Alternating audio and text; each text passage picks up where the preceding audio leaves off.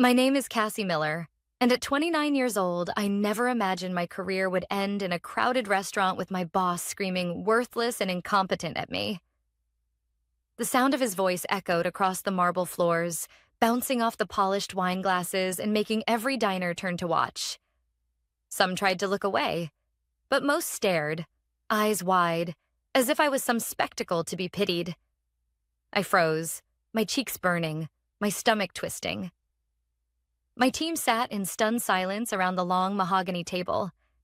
These were colleagues I had spent late nights with, working toward impossible deadlines, building the product that was supposed to define our company's future. And yet here I was, being executed in front of them like a scapegoat. So why was I fired? Or at least, why did my boss say he was firing me? According to him, I had cost the company millions by making critical errors in the product rollout. He shouted that I was careless, irresponsible, and that I had misled the entire team. But here's the truth. None of that was true. The mistake he pinned on me was his own, and I knew it. Let me back up. I grew up in a small town in Michigan. My parents were factory workers, and I was the first in my family to go to college. From the age of 12, I was fascinated by computers. I wasn't good at sports, I wasn't popular, but give me an old secondhand laptop and I could lose myself for hours. By high school, I was coding small apps for fun. By college, I was obsessed with cybersecurity. I wanted to build systems that could protect ordinary people from digital threats they didn't even know existed. After graduating with honors, I landed a job at a mid-sized software company in Chicago. It wasn't glamorous, but it was steady. 2 years in, I got an offer from a growing tech firm called Apex Systems. They promised innovation, fast growth, and the chance to lead real projects. It was everything I had dreamed of. And for a while, it was perfect. I worked under Jonathan Blake, the CEO. He was polished, sharp, with that perfect mix of charm and intimidation that made people lean in when he spoke. He liked to call himself a visionary. At first, I admired him, but it didn't take long to see the cracks. The turning point was the project we called Sentinel, a new adaptive cybersecurity system. It was my idea, a way to combine behavioral analysis with real-time threat detection. I had been sketching the concept since grad school, and when I finally presented it at Apex, Jonathan's eyes lit up. "This could put us on the map," he said. And that was the moment I should have been cautious. When I left that restaurant, clutching Maxwell Grant's business card like it was the last piece of hope I had, the cold Chicago night air hit me hard. My legs felt like lead as I walked toward the curb, pretending I had everything under control. Inside, though, I was falling apart. I opened my rideshare app, but my hands shook so badly I could barely type. My chest felt heavy, my throat tight, and all I wanted was to disappear. Around me, people walked past laughing, heading to bars and theaters, unaware that my career had just imploded in front of 50 strangers and half my team. As the car pulled up, I caught my reflection in the tinted window. Mascara streaked down my cheeks, and I hated how weak I looked. But the humiliation wasn't what hurt the most. What really crushed me was knowing Jonathan's lies would stick. He had power, influence, and a polished tongue. I was just the employee he had chosen to discard. On the ride home, my phone buzzed with notifications. Colleagues had already texted. "Cass, what the hell just happened? I know you didn't mess up the system. This isn't right. Are you okay?" But I couldn't bring myself to reply. Not yet. The truth was, I wasn't okay. When I got back to my apartment, a tiny one-bedroom with a perpetually dripping faucet, I kicked off my heels and collapsed on the couch. I stared at Maxwell's card on the coffee table, reading the embossed letters again and again. Grant Ventures. I knew the name. Everyone in the tech world did. Maxwell Grant wasn't just another investor. He was one of the most respected venture capitalists in the industry. If he was serious, this could be life-changing. But was he serious? Or had it just been a passing gesture from a man who pitied me in that moment? My brain spun with doubt. I barely slept that night. At 2 a.m., I sat at my desk, opening my laptop and searching his name. Article after article confirmed what I already knew. He had built his reputation on spotting overlooked talent. CEOs, innovators and founders credited him with giving them their start when no one else would. He wasn't a man who wasted words. Still, I couldn't shake the voice in my head whispering, "What if he regrets offering you that chance? What if you walk into his office tomorrow and he changes his mind?" By 6 a.m., I finally gave up on sleep. I showered, straightened my hair, and stared at my closet for far too long. What do you wear when meeting a man who could change your entire future? After several changes, I settled on a charcoal gray suit, simple and professional. If nothing else, I could at least look like I belonged in his office. The walk to the subway felt surreal. Commuters rushed past me with their coffees, heading to offices I no longer had. My badge for Apex still hung on my keychain. Useless now. Every step felt heavier as reality sank in. I was unemployed, accused of incompetence, and one email away from being blacklisted in the industry if Jonathan decided to push it. At 8:55 a.m., I arrived at Grant Ventures. The building towered over the financial district, all glass and steel, a monument to power. My stomach knotted as I stepped inside. The lobby gleamed with marble floors, minimalist art, and a massive digital display tracking global market trends. I felt completely out of place. "Appointment?" the receptionist asked without looking up. "Cassie Miller. 9 o'clock with Mr. Grant." She glanced at her screen, then back at me with a subtle shift in expression. "He's expecting you." "Please wait here. His assistant will bring you up." I sat in one of the sleek leather chairs, knees bouncing nervously. Every second stretched. Finally, a tall woman in a navy dress appeared. "Miss Miller?" "I'm Hannah, Mr. Grant's assistant. This way, please." We rode the elevator in silence. My heart hammered as the doors opened onto the 40th floor. The office was nothing like Apex. No cluttered cubicles, no frantic energy. Everything was calm, intentional, efficient. Hannah led me to a corner office with floor-to-ceiling windows overlooking the city. Maxwell Grant stood by the glass, hands clasped behind his back. In daylight, he looked exactly as I remembered. Silver hair, sharp features, a presence that commanded respect without him saying a word. "Miss Miller," he said, turning toward me with a small nod. "Thank you for coming." I swallowed hard and managed to respond. "Thank you for inviting me." "Sit, please." He gestured to a chair across from his desk. I sat, trying to still my trembling hands. Maxwell leaned forward slightly. "Last night was quite a scene." I felt heat rise in my cheeks. "It wasn't true," I blurted. "What Jonathan said. About Sentinel, about me. None of it was true." His eyes narrowed slightly, not in doubt, but in focus. "Tell me what really happened." So I did. I explained how Sentinel had been my concept, how I had worked late nights perfecting the system, how the glitch came from Jonathan's decision to cut corners. I told him about the conference he excluded me from, the times he took my words as his own, the way recognition always seemed just out of reach. Maxwell listened without interrupting. When I finished, the silence stretched. Finally, he spoke. "Incompetent people don't create adaptive security systems. And incompetent people don't survive humiliation with dignity, the way you did last night. You are not incompetent, Miss Miller. You're simply in the wrong place." Something in my chest cracked open, a mix of relief and disbelief. But before I could respond, he leaned back and added, "Of course, there are risks. Apex will not let you go quietly. If you choose to work with me, you'll be challenged legally and professionally. But if you're willing to fight, I believe you can build something far greater than what Jonathan tried to steal." His words left me speechless. That was the moment I realized. My story wasn't over. It was just beginning. For months, I lived and breathed Sentinel. I worked nights, weekends, testing every line of code. My colleagues knew it was my brainchild. But as the launch date approached, Jonathan's behavior shifted. Suddenly, he was giving presentations to investors, using my slides, My words, without once mentioning me. When I raised it, he brushed me off. Don't worry, Cassie. The recognition will come. Then came the mistake. During the demo with a potential client, there was a glitch.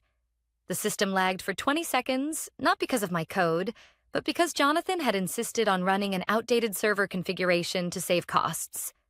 The client still signed with us, but Jonathan was furious that the presentation hadn't been flawless. From that moment, I knew he was looking for someone to blame. And blame me he did.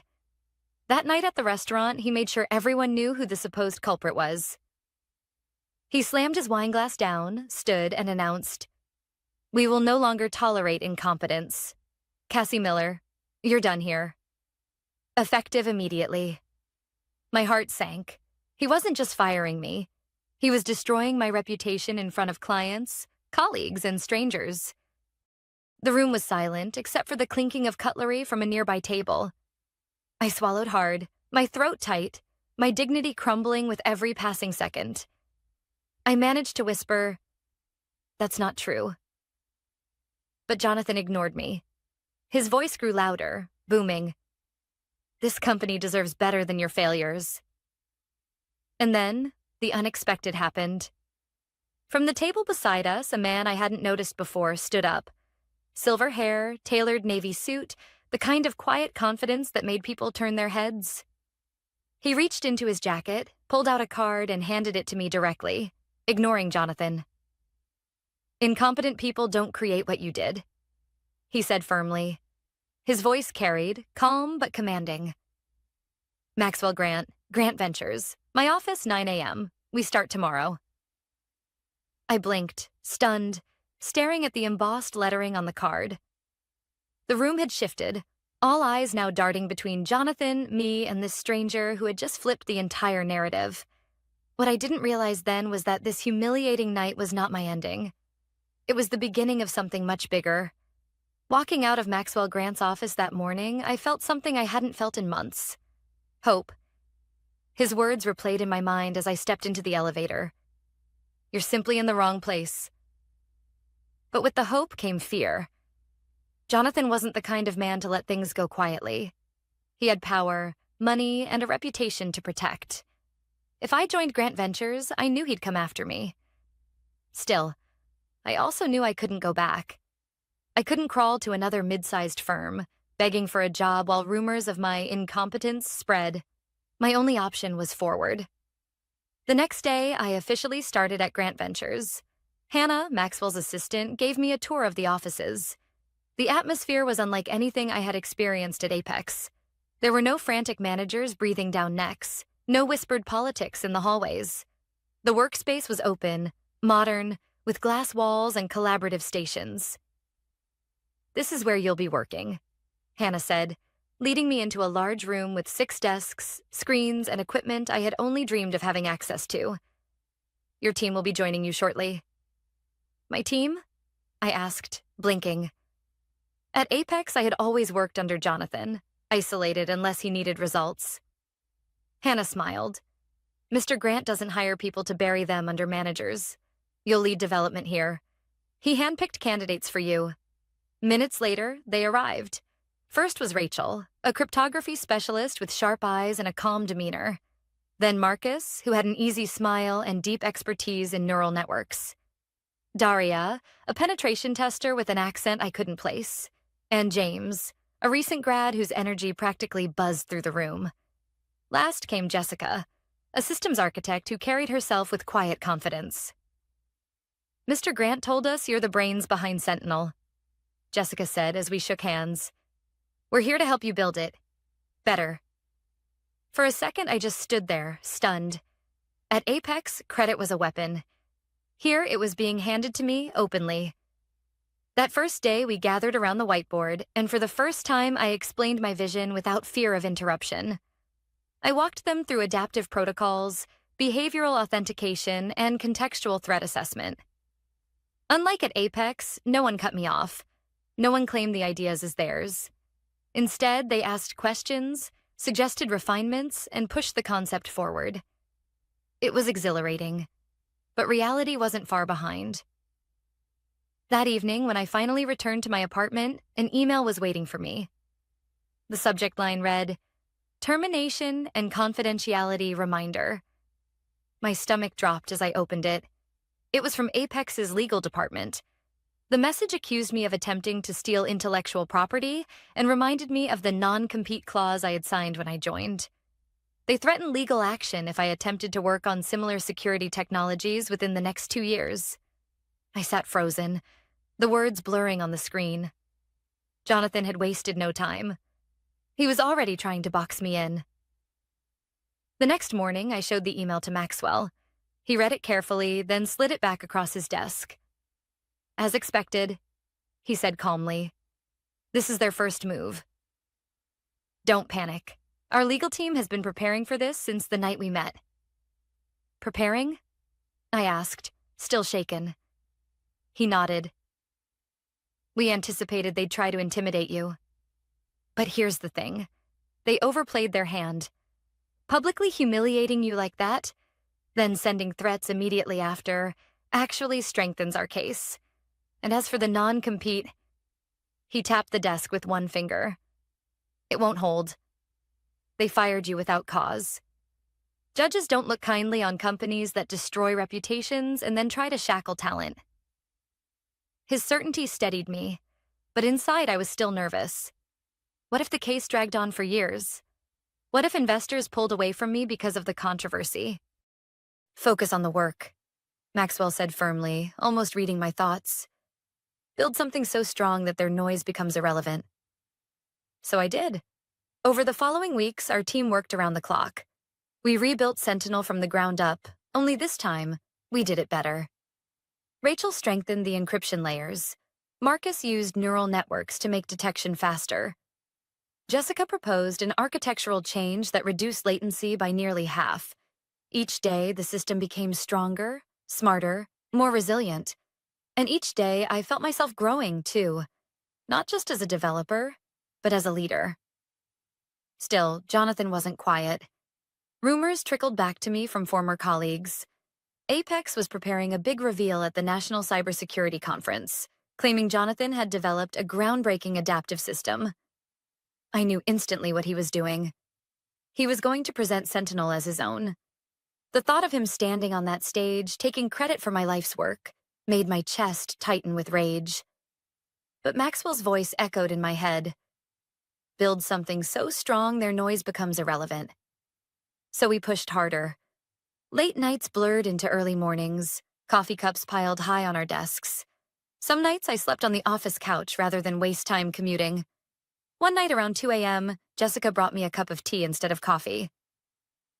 "Why do you push yourself so hard?" she asked gently. I stared at the code on my screen. "Because this is more than a project. It's proof. Proof that I was never incompetent. Proof that I deserve to be here." Jessica gave me a small smile. "Then let's make sure the proof is undeniable." Her words stayed with me. 3 weeks in, our system surpassed Apex's old metrics. What had taken me 18 months at Apex, we had rebuilt and improved in less than a month with the right support. It was thrilling, but I knew the real test was still ahead. The conference was only 6 weeks away, and Jonathan was waiting. The weeks leading up to the National Cybersecurity Conference felt like a blur of code, caffeine, and tension.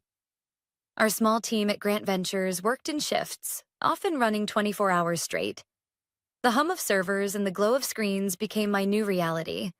Every day we made progress, but every day brought new pressure. Apex wasn't staying quiet.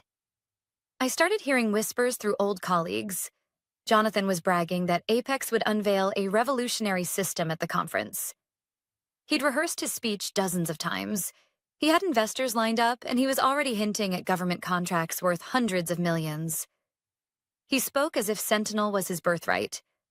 It made my blood boil. Still, I reminded myself of Maxwell's words. Build something so strong their noise becomes irrelevant. One night, about a month before the conference, Maxwell called us into a late meeting. His tone was calm but serious. "Our intelligence confirms Apex has secured a primetime slot," he said, looking around the room. "They'll present first." We're scheduled immediately after the room fell silent. Rachel muttered. So they get to set the stage. Exactly, Maxwell said. They'll try to claim first mover advantage. If their system looks polished enough, it could sway government evaluators before we even begin. My stomach sank. So no matter what we do, we'll be compared directly to them. Yes, Maxwell replied, which is exactly why this matters. We don't just need to be good, we need to be undeniable. The weight of his words pressed down on me. For weeks, I had been running on adrenaline, but in that moment, the stakes crystallized. If Apex convinced the industry that Jonathan had created Sentinel, my career would be over, lawsuit or not. The next morning, I woke up at my desk, stiff from sleeping in my chair. Jessica had left a blanket over my shoulders. A note on my keyboard read, "You're not alone in this. Don't forget that." It made me smile, even through the exhaustion. But Apex didn't let up. 2 weeks before the conference, I received a letter delivered by courier. It was an official cease and desist from Apex's legal team. They accused me of misappropriating proprietary code and warned that presenting any derivative system at the conference would result in immediate litigation. My hands shook as I held the letter. The language was harsh, almost threatening. Significant financial damages will be pursued. For a moment, panic clawed at my chest. I imagined courtrooms, bankrupting legal fees, headlines painting me as a thief. I carried the letter straight to Maxwell's office. He read it once, then calmly placed it on his desk. They're bluffing, he said flatly. If their system was truly original, they wouldn't waste time trying to silence you. They're afraid. But what if they... I started. He cut me off. Cassie, listen. You documented your work. You published early frameworks in grad school, and every line of code here is time-stamped and authenticated. Their threats are smoke. Focus on the work. That's your best defense. His certainty steadied me again, but the fear lingered. At night, I still lay awake, wondering what Jonathan was planning. One evening, about a week before the conference, Jessica and I stayed late to finalize the authentication module. She leaned back in her chair, rubbing her temples. Do you ever think about just walking away? She asked softly. Every day, I admitted. But then I remember standing in that restaurant. I remember the way Jonathan looked at me, like I was disposable. And I can't let that be the last chapter of my story. She nodded slowly. Then let's make sure it isn't. We worked until dawn, fueled by quiet determination. By the final week, our system wasn't just functional. It was outperforming Apex's old benchmarks. We simulated attacks Apex's version would never catch, and ours neutralized them in real time. We pushed Sentinel beyond what I had originally dreamed. And yet, I couldn't shake the image of Jonathan on that stage, smiling as he took credit for my work. The night before the conference, Maxwell gathered us in the lab. You've built something extraordinary, he said, his voice steady, measured. Tomorrow isn't just about technology. It's about truth. Let the system speak for itself. After everyone left, I stayed behind, staring at the glowing lines of code on my screen. My hands hovered over the keyboard, but I couldn't type. Instead, I closed my eyes and whispered to myself, tomorrow, you take it back. The morning of the National Cybersecurity Conference, my stomach was in knots. I had rehearsed our presentation a dozen times, but nothing could quiet the voice in my head whispering, what if Jonathan wins? The convention center was packed with industry leaders, journalists, government officials, and investors. The air buzzed with anticipation. Apex's name flashed across massive screens as the keynote countdown began. I sat with my team in the front row, every muscle in my body tense. Maxwell leaned toward me. Remember, Cassie, truth doesn't need to shout. It just needs to be undeniable. And then Jonathan walked on stage. He looked polished, as always. Perfect suit, rehearsed smile, confident stride. The crowd applauded, and he basked in it. For a moment, watching him command the room, I felt that old pang of doubt. He had the charisma, the money, the reputation. I was just the employee he had humiliated in a restaurant. "Ladies and gentlemen," Jonathan began, his voice booming, "Apex Systems is proud to present the future of cybersecurity. Sentinel." My stomach clenched. He said the name like it had always been his. He launched into a slick demo, using slides I recognized. My slides, rebranded with Apex's logo. He spoke about adaptive learning, contextual detection, and real-time defense, parroting the exact words I had once pitched to him in a quiet meeting room. The crowd murmured with approval. Investors nodded. Officials whispered. It was working. Jonathan finished with a flourish. With Sentinel, Apex is not just leading the market. We're redefining it. He raised his arms as the audience applauded loudly. I gripped the edge of my seat, nails digging into the wood. This was it. The theft of my life's work, broadcast on the biggest stage. And then, it was our turn. "Next, we welcome Grant Ventures," the announcer said. My legs felt heavy as I walked on stage with my team. The lights were blinding, the silence deafening. I forced myself to breathe. "Good morning," I began, my voice shaky at first but growing steadier. "My name is Cassie Miller. Some of you may know me, most of you don't. But you should know this. Innovation doesn't come from titles or corner offices. It comes from people willing to dedicate everything they have to an idea." I clicked the remote, and our Sentinel prototype came alive on the massive screen. Lines of code streamed in real time as simulated attacks began. "We call this system Aegis," I said, deliberately choosing a new name. "Because it doesn't just detect threats, it adapts to them instantly." The room leaned forward as our system neutralized one complex attack after another. Faster, cleaner, more effectively than anything Apex had just shown. Rachel took over briefly to explain the encryption layers. Marcus demonstrated the neural learning. Jessica highlighted the architectural improvements. Each segment showed undeniable proof. This was not Apex's watered-down copy. This was the real vision. And then, I dropped the final piece. I pulled up time-stamped repositories of my original framework. Files dated years before Apex had ever touched Sentinel. My grad school papers. My GitHub commits. My documented prototypes. The audience watched as the evidence stacked up, irrefutable. "Incompetence doesn't create this," I said, my voice steady now. "This is the work of a team that believes in truth, collaboration, and resilience." For a moment, the room was silent. Then applause broke out. Hesitant at first, then louder, building into a roar. I caught a glimpse of Jonathan in the front row. His face was pale, his jaw tight. For the first time, he didn't look untouchable.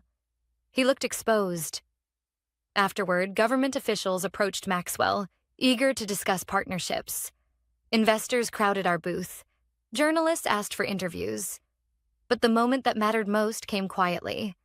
A young woman, maybe 22, approached me after the presentation. She clutched a notebook to her chest. "Ms. Miller," she said softly, "I'm studying computer science. I saw what they said about you online, and I almost gave up. But today, seeing you up there," her eyes welled with tears, "you proved that people like us don't have to let others silence us." My throat tightened. I managed a smile and told her, "Don't ever let anyone else define your worth. Not a boss, not a company, no one." That night, when I finally sat alone in my apartment, exhaustion washing over me, I thought back to the restaurant. The humiliation, the shame, the way Jonathan's words had crushed me.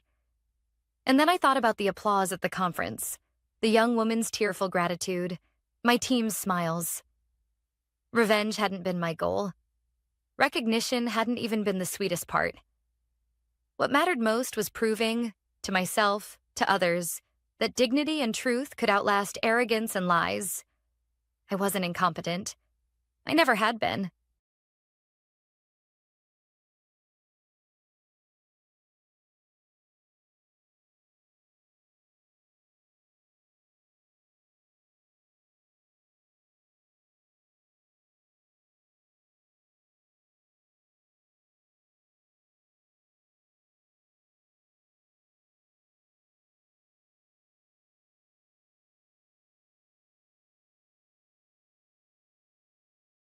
I knew something was wrong the moment Ethan Caldwell said synergy in a meeting about printer toner.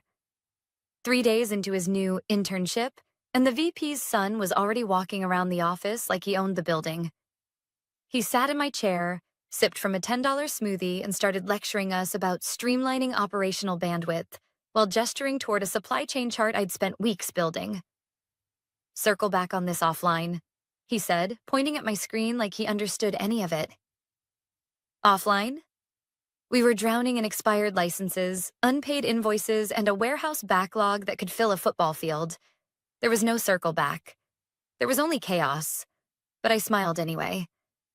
Because that's what you do when the VP's son plays dress up as an executive.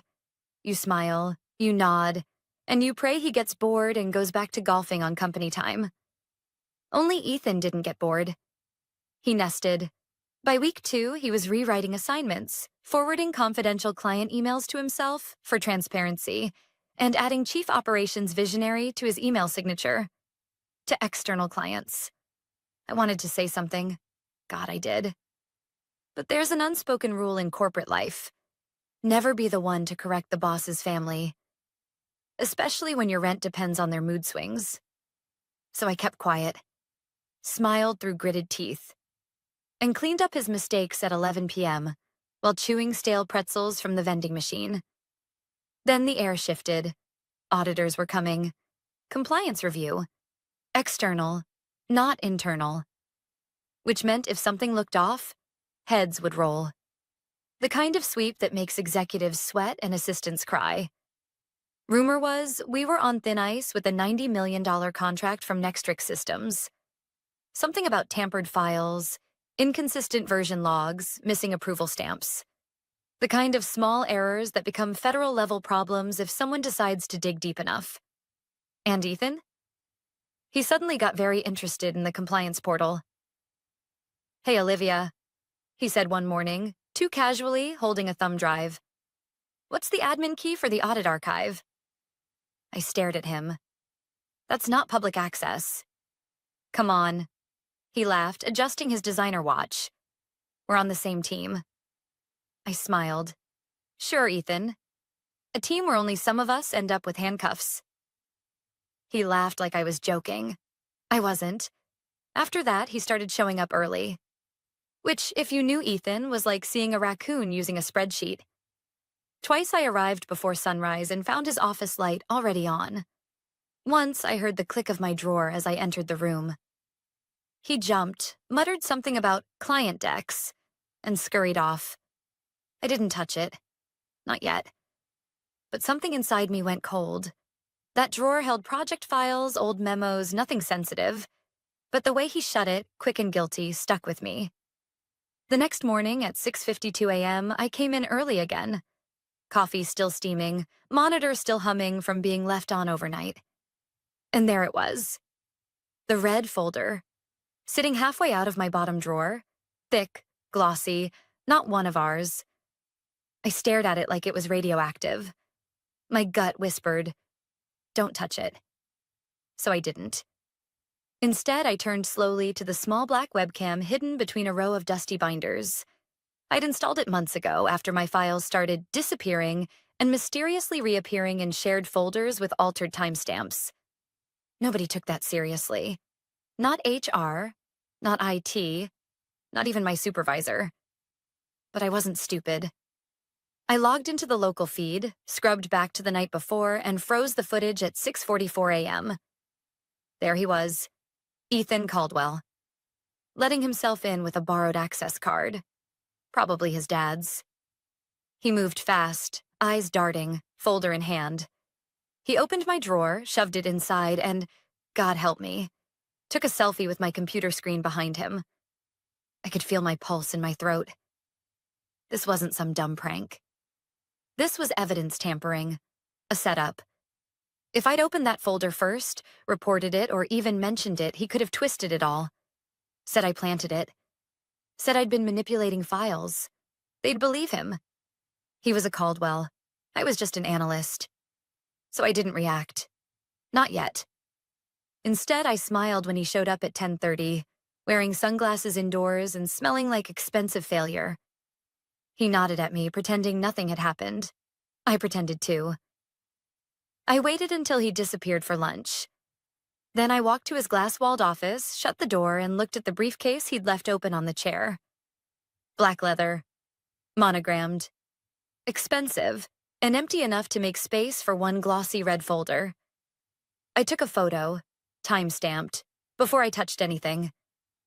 Then, carefully, I slid the folder from my tote bag into the case, half sticking out behind his laptop like he'd just forgotten to put it away. Another photo, another timestamp. Then I zipped it closed, walked out, and sat back down at my desk as if nothing had happened. When he returned, he barely glanced at me, but his shoulders were tight. He kept looking over, waiting for me to panic. I didn't. Because for the first time in months, I wasn't scared. I was ready. And when the compliance team arrived an hour later, badges on their lanyards and tension thick in the air, I finally understood what peace felt like. It was the silence before someone else's world fell apart.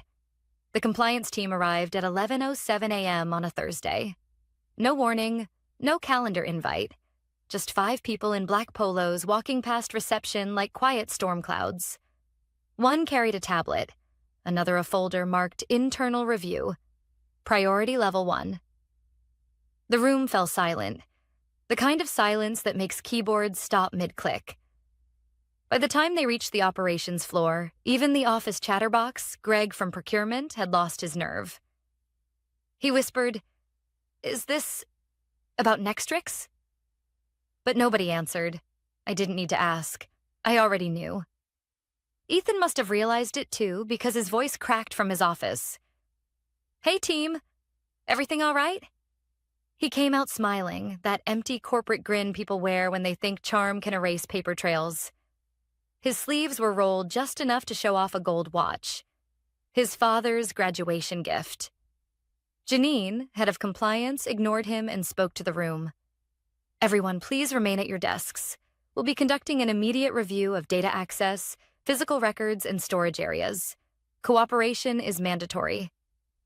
People glanced around nervously. Phones stopped ringing. Even the printer paused mid-job like it didn't want to draw attention. I sipped my coffee. Steady hands, heartbeat calm. My folder was no longer in my drawer. It was right where it belonged. Inside Ethan's briefcase. They started their sweep in finance, then legal. I watched their reflection in the glass panels as they moved closer. My coworkers pretended to work, typing gibberish or staring at spreadsheets. You could almost smell the collective fear, cheap coffee and anxiety. When they finally reached my desk, Janine gave me a curt nod. "Miss Roberts." I smiled politely. "Of course. Let me know if you need anything." They opened drawers, checked under the keyboard, glanced at the desktop. Clean. Predictably boring. Just how I'd planned it. "Thank you for your cooperation," one of them said.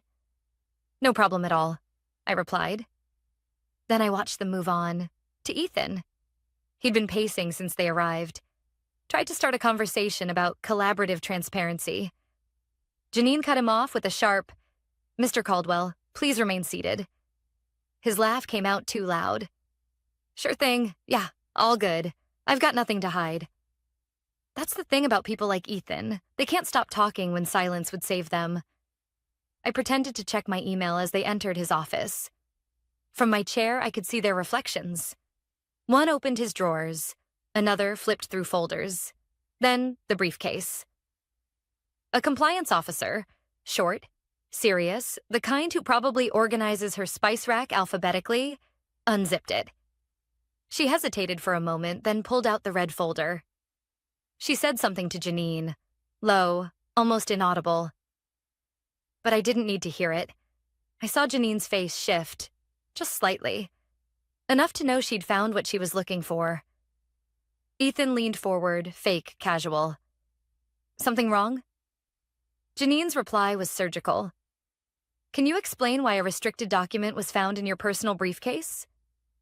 His jaw slackened. "What? No, that's not mine." Janine didn't blink. "It's tagged with compliance metadata. Your name appears in the edit history. he stammered. I I was just reviewing it. Olivia gave it to me. Every head in the room turned. Even the intern stopped breathing. I looked up slowly. Calm. Neutral. Excuse me? She did, he blurted. She's been acting weird all week, sneaking around the records room. Ask anyone. Janine stepped between us. Let's keep this professional, Mr. Caldwell.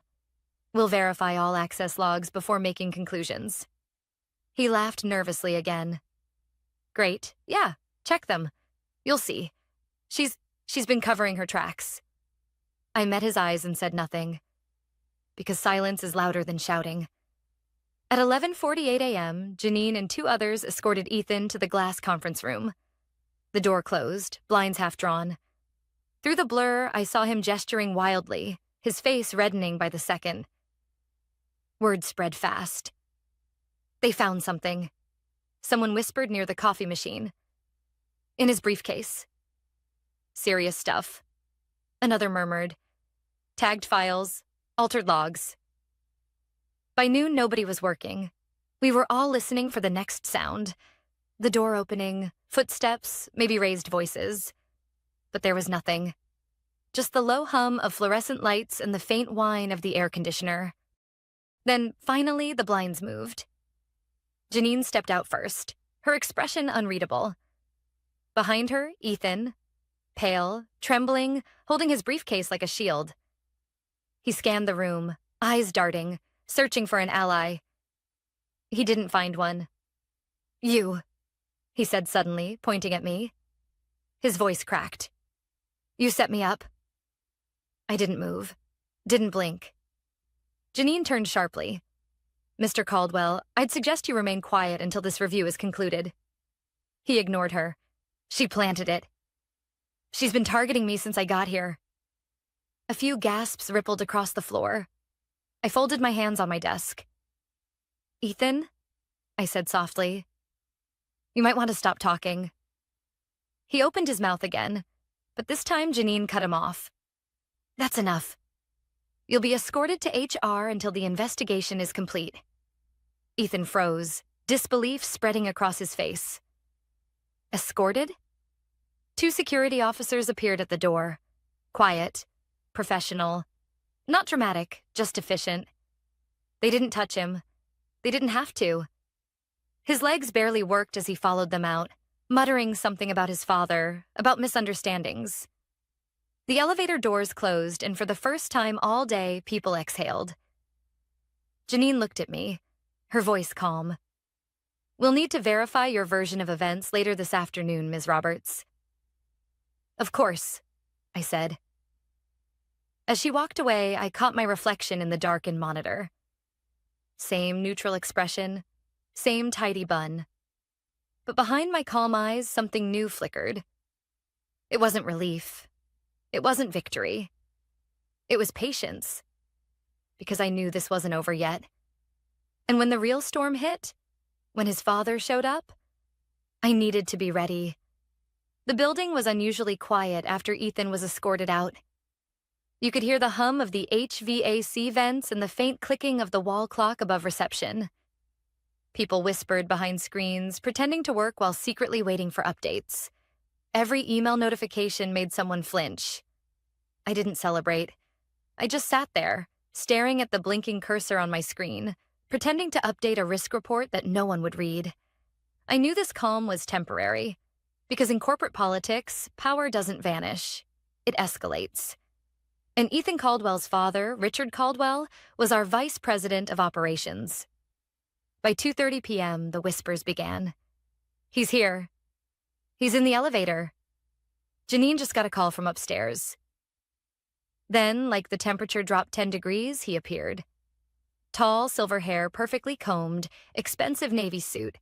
The kind of presence that made people straighten in their chairs. Richard Caldwell didn't yell. He didn't need to. He just walked through the office like a quiet storm everyone wanted to avoid. His assistant trailed behind, carrying a tablet and a small stack of printed documents. The kind of papers you didn't want your name on. He didn't look at anyone.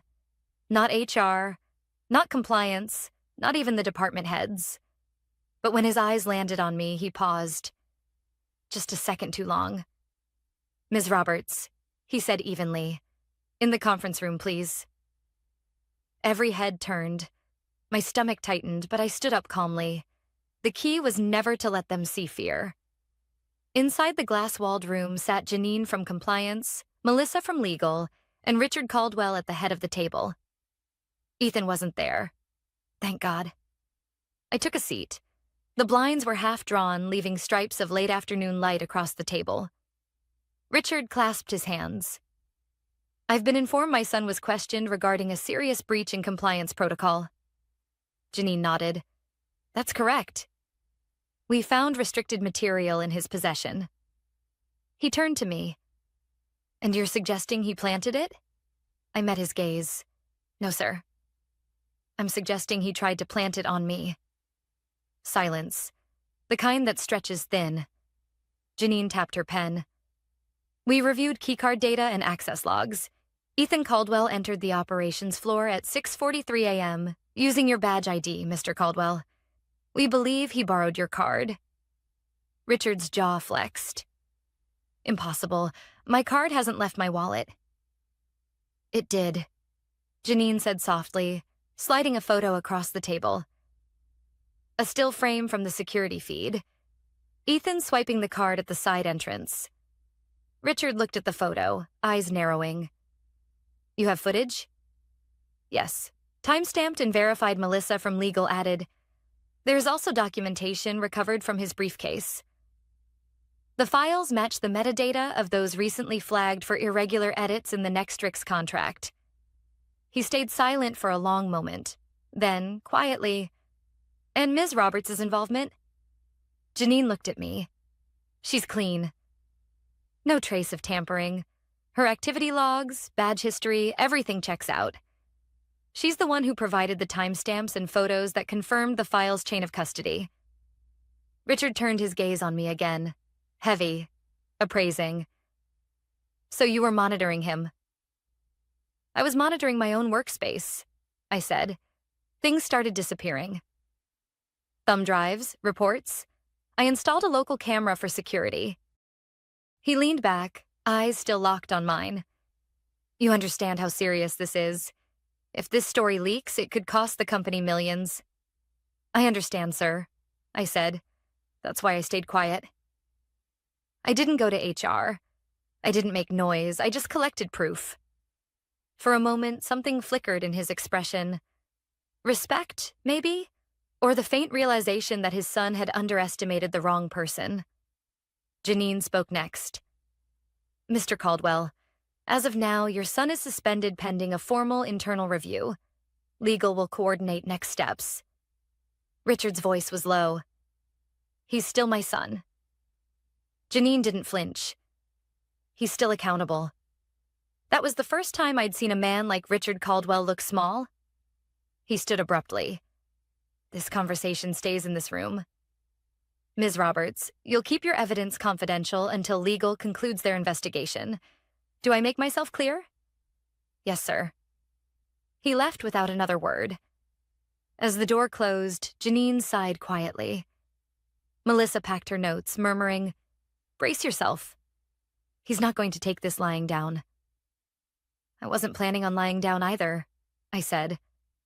By 4 p.m., the office had emptied out early. No one said goodbye to me, but a few gave quiet nods as they passed. Sympathy, maybe. Or caution. I stayed late as usual, reviewing a batch of system reports. My monitor glowed faintly in the dim light.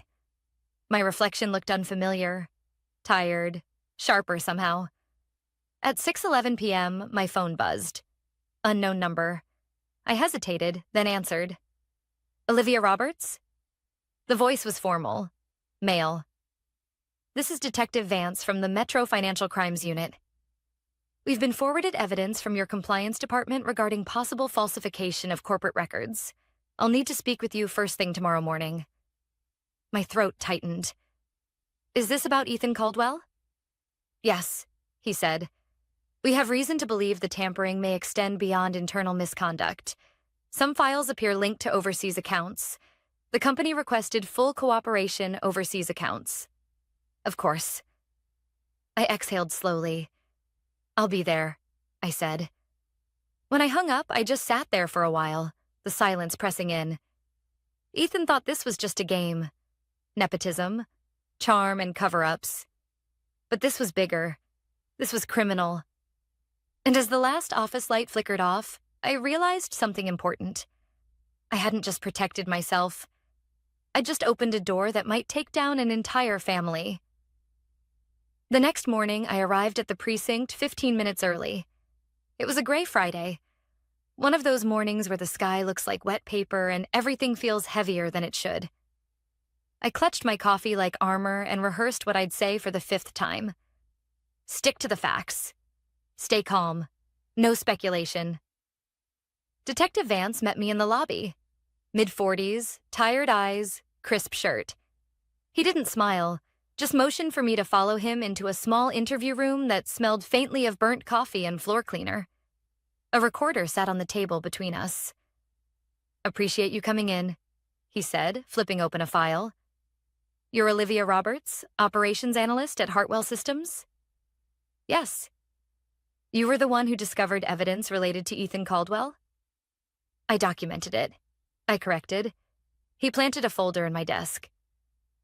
"I verified it through my personal camera before returning it to his possession." He nodded, jotting notes. "You took photos?" Time-stamped, both before and after he looked up, studying me. "You seem methodical." "I work in compliance," I said simply. That earned the faintest smirk. "Fair enough." "Walk me through the events of the morning you found the folder. I recited it exactly. No dramatics, no speculation. Just the facts. The time I arrived, the way the folder looked, how he entered the office with his father's badge, how he took a selfie near my desk." When I finished, Vance nodded slowly. "Your company's compliance team already confirmed your story. What I need from you is context. Context, motives, patterns. Did Ethan ever talk about money? Foreign partners? Anything outside normal operations?" I thought about it. "He mentioned a consulting opportunity once. Said he was going to impress his father by landing a side contract with a European vendor. He never said which Vance tapped his pen." "That lines up. We traced several unauthorized document transfers to an IP address in Frankfurt. Files tied to your Nextrix contract. Looks like someone tried to broker internal data offsite. Pricing models, license structures, corporate espionage. Essentially, I felt my stomach tighten. "And you think Ethan—" He raised a hand. "We're not jumping to conclusions. But all the logs point to his account and devices. We just need to confirm there wasn't external access." "I see." He leaned back. "You did the right thing, Ms. Roberts. Quietly documenting instead of reacting, that's rare. Saved your company a fortune, maybe even its reputation." I nodded, but it didn't feel like victory. It felt like relief laced with exhaustion. After signing a formal statement, he walked me out.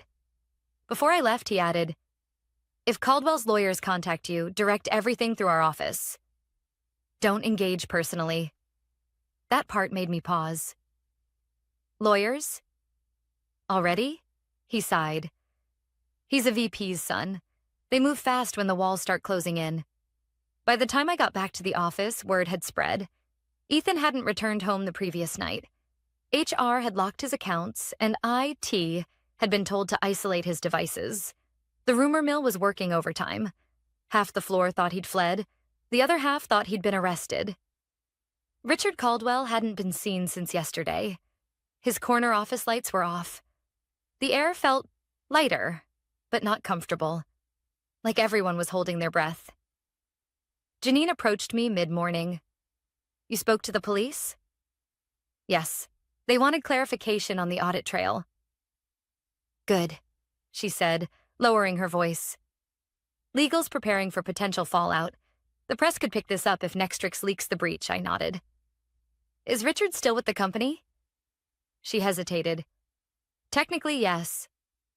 But he's been placed on temporary leave. They're reviewing oversight failures, temporary leave. That's corporate language for 1 foot out the door.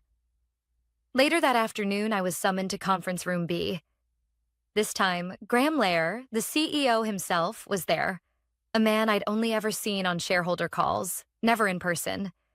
Calm, deliberate, intimidatingly quiet. "Ms. Roberts," he began, "I've read your report. Impressive work." "Thank you. I understand you handled this situation independently. Why not escalate sooner?" I met his eyes. "Because I knew how it would look. I'm a mid-level analyst accusing the VP's son of misconduct. Without proof, I'd be unemployed by morning." He nodded slowly. "And now?" "Now I have proof." A small smile ghosted across his face. "You understand, this situation will have repercussions far beyond our department." I assumed as much. He folded his hands. "The board has already met. We're cooperating with authorities. Mr. Caldwell Sr. has been asked to step down pending investigation. Ethan will face charges if the evidence holds." Hearing it out loud made my chest tighten. I didn't feel triumphant, just tired. Graham leaned forward. "You've demonstrated judgment and integrity under pressure. I'd like you to stay on. Possibly lead a new internal risk division." It was a generous offer. Better title, higher pay. But I hesitated. "Thank you, sir," I said, "but I'm not sure yet." He studied me. "Because of how this all started?" "Because of how easily it could happen again." For the first time, his expression softened. "Understood." Take the weekend to decide, I left the room with my head spinning. By evening, my inbox flooded with messages. Some congratulatory, others cautious. Lorraine from Records slipped me a note with 2 coffees. "You might have just saved this company, or ended a dynasty." I didn't reply. I didn't know which one it was yet. At 6:47 p.m., my phone buzzed again. Detective Vance. "Ms. Roberts," he said, "update for you.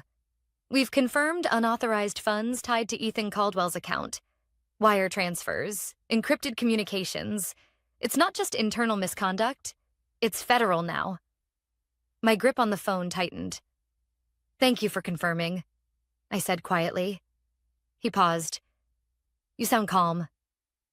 "I've been waiting a long time for the truth to speak for itself," I replied. And for the first time since this began, I realized something simple but powerful. Sometimes revenge isn't about what you do. It's about what you don't. By Monday morning, the office didn't feel like the same place. The usual hum of chatter, the smell of burnt coffee, the sound of phones ringing. It was all replaced by an uneasy quiet. Half the staff were avoiding eye contact, and the other half were whispering near the printer, trying to sound like they weren't whispering at all. Over the weekend, the company-wide email had gone out. "Vice President Richard Caldwell has resigned effective immediately." No explanation, no farewell note. Just that. And Ethan? He hadn't resigned. He'd been removed. Word spread that he'd been arrested late Friday night at his apartment. The detective's voice from the call replayed in my head. Federal now. He wasn't exaggerating. Financial fraud, falsification of records, corporate data theft. It wasn't just a career-ending scandal. It was a life-altering one. When I walked into the building that morning, people stepped aside. Some smiled in quiet acknowledgement. Others avoided my gaze entirely. Nobody said it, but they all knew. Lorraine from Records was waiting by my desk with 2 coffees. "You did it," she said softly. "I didn't do anything," I replied. "He did." She smiled. "Yeah, but you let him." That made me pause. She was right. I hadn't fought back with shouting or politics or rumors. I'd let him sink by the weight of his own arrogance. At 10 a.m., I got another email. Meeting with CEO Graham Lair, conference room A, 10:30 sharp. The room was nearly empty when I arrived. Just Graham, Janine from compliance, and a man I didn't recognize. Corporate counsel, judging by the tailored suit and the cold precision in his eyes. "Ms. Roberts," Graham said, gesturing for me to sit. You've been remarkably composed throughout this entire situation. I wanted to thank you personally before the next phase begins. Next phase? I asked carefully. Janine handed me a folder. Inside were printed documents, official statements, audit summaries, and at the bottom, a letter on company letterhead. Promotion offer, Director of Internal Risk and Compliance Oversight. My throat tightened. I wasn't expecting this. You earned it, Graham said. We're rebuilding the department from the ground up. People like you are the reason this company survived. I read the offer twice. The salary was almost double what I was making. Private office, full discretion over internal investigations. It was the kind of position I'd worked years toward, but somehow it felt heavier than it should have. Before you answer, Graham continued, there's something you should know. The Caldwells have retained legal counsel. They're claiming Ethan was coerced, pressured into actions beyond his control. I met his eyes. You mean they're blaming me? They're grasping at straws, Janine said firmly. The evidence speaks for itself. We've reviewed your camera footage, timestamps, every log entry. There's no question who planted what still. I felt that old, familiar chill. The instinct of a woman who knows how easily truth can be twisted when power and money are involved. Graham leaned forward. You'll have full support from our legal team if they pursue it, but I don't think they will. Richard Caldwell knows how deep this runs. I nodded, silent. When the meeting ended, I didn't rush to accept. I walked out with the folder under my arm, down the hallway where everything had started, past Ethan's old glass-walled office, now stripped bare. His desk was gone, the nameplate removed, only a faint square of clean carpet where his chair used to sit. I stood there for a long time, staring at the emptiness. It didn't feel triumphant. It felt like closure that came too late. That afternoon, I packed my things. Slowly this time, not because I was leaving, but because I finally could. A few coworkers stopped by my desk with quiet smiles. Lorraine gave me a cookie wrapped in a napkin and whispered, "Never underestimate the quiet ones." At 5:03 p.m., I took the elevator down alone. The doors closed, and for the first time since this all began, I let myself breathe. Really breathe. My phone buzzed just as I stepped outside. A message from an unknown number. They finally believe you. I don't. You'll hear from us soon. RC. I stared at the screen, unreadable expression. Maybe it was intimidation. Maybe it was desperation. Either way, it didn't matter. The truth was already out, and no message could undo that. That night, I sat at my kitchen table with a glass of wine, rereading the promotion letter under the warm hum of the overhead light. For the first time in months, I felt steady. Not victorious, not vindictive, just steady. When people talk about revenge, they think it's loud, explosive, something that ends with shouting and slammed doors. But that's not how it really works. Real revenge is quiet. It's patient. It's letting someone write their own ending, one bad decision at a time. The next morning, I walked back into the office and signed the offer. Not for the title, not for the money, but because someone had to rebuild what people like Ethan had nearly destroyed, and because silence, when used right, can be louder than any scream. As I placed the signed document on Graham's desk, he smiled faintly. So, you're staying? For now, I said. Someone has to make sure the next storm doesn't start in a drawer. And as I left his office, I caught my reflection in the glass. Composed, sharp, unshaken. The quiet one who remembered everything. The one they should have never underestimated.